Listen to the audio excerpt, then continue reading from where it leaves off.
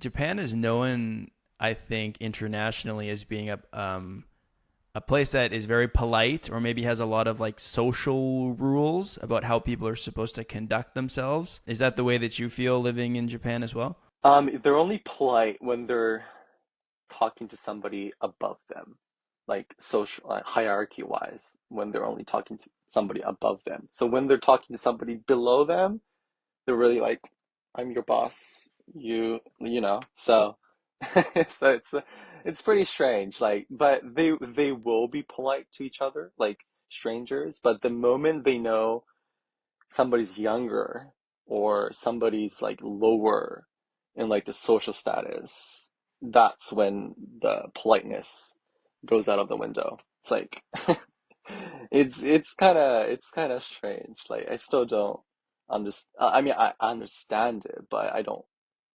agree with how that's going about, I guess. Like I shouldn't say they, but maybe I'm like distancing myself. But yeah, people are polite, but I've seen really messed up things here, and I don't fully agree.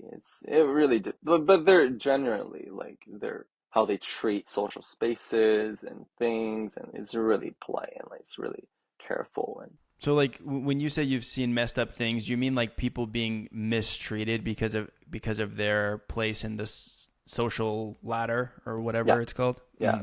I've seen a guy throw a hammer to an older guy once. like at work. I was at the deconstruction site for the Olympics. I was like translating, interpreting for the British team, and the the scaffolders.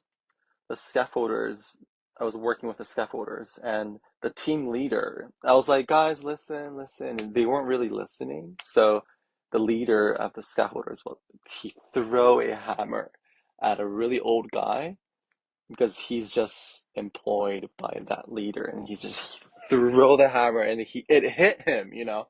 It hit him. He was like, ah, you know, but he's like in his 70s or late 60s, and I was and the Swiss team was there as well. And the Swiss guys were like, "Wait, what? What just happened? Like, was that a joke or was he serious?" I was like, "He was serious. That's what happens in Japan. Like, the moment they have control, like they will like do anything, you know." So, yeah, it was kind of shameful. Like I didn't want to show them that side of Japan. And the social hierarchy plays a role in that because the guy throwing the hammer was the boss and the guy getting hit with the hammer was the employee. Yeah, he was an employee. And that's like more accepted in Japanese society.